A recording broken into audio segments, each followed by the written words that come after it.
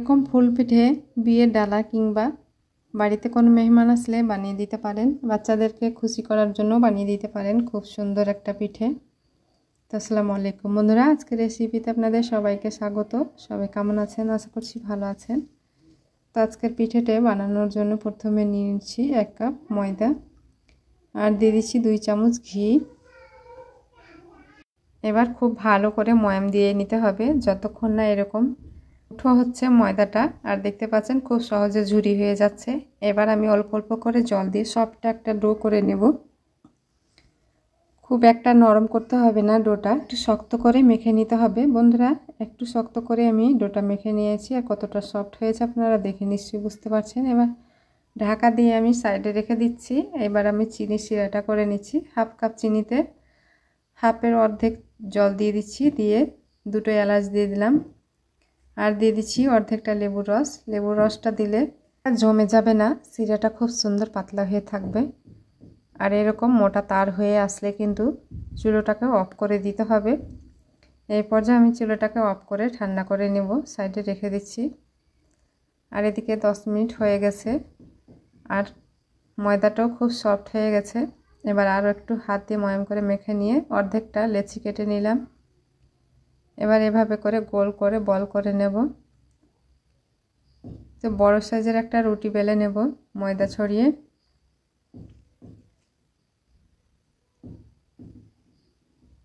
তো বন্ধুরা, বড় সাইজের একটা রুটি বেলে নিয়েছি আর কতটা পাতলা হয়েছে দেখে নিশ্চয়ই বুঝতে পারছেন। উপর থেকে কর্নফ্লাওয়ার ছেড়ে গোটা রুটির গায়ে মাখিয়ে নিলাম। আবার আমি রুটিটাকে এভাবে মুড়ে আবারও কর্নফ্লাওয়ার লাগিয়ে দিচ্ছি। এবার এই পাশটা ধরে এই পাশে করে মুড়ে নিতে হবে।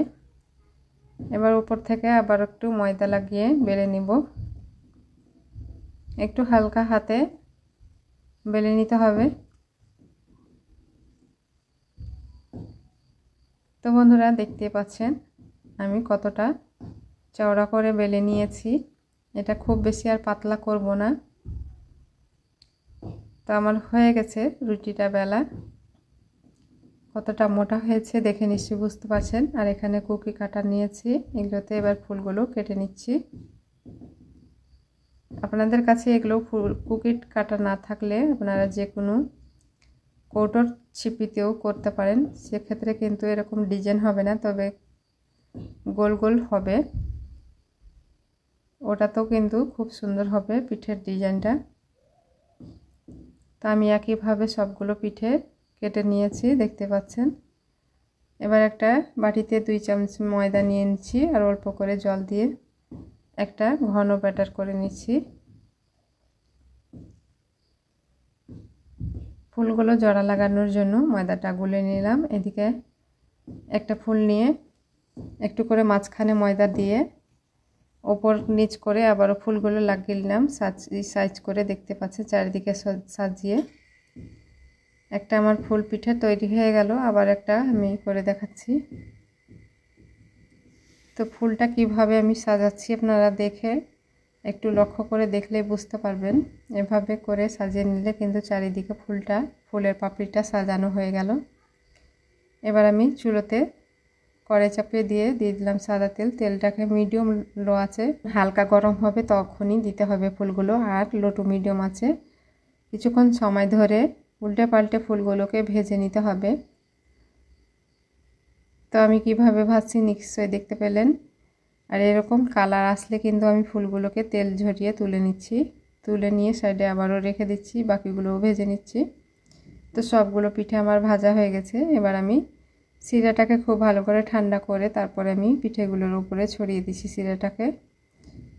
এবার চামচ দিয়ে এভাবে নেড়ে চেড়ে খুব ভালো করে মিশিয়ে নিচ্ছি। মেশানো হয়ে গেলে আমি একটা লাই পরিবেশন করে নিচ্ছি। আর দেখতে পাচ্ছেন কতটা জুসি আর এমি লাগছে পিঠেগুলো। তো আমি এভাবে করে থালাতে সাজিয়ে নিয়েছি। কেমন হয়েছে বন্ধুরা? তো এভাবে করে হাত দিয়ে একটু চাপা দিলে কিন্তু পিঠেগুলো এরকম মুচমুচে হয়ে ভেঙে যাবে, একদম মলিয়ম হয়ে যাবে, মুখে দিতেই মিলিয়ে যায়। পিঠেটা খেতে দুর্দান্ত হয়। কেমন লাগলো বন্ধুরা? ভালো লাগলে লাইক কমেন্ট শেয়ার করবেন। ধন্যবাদ।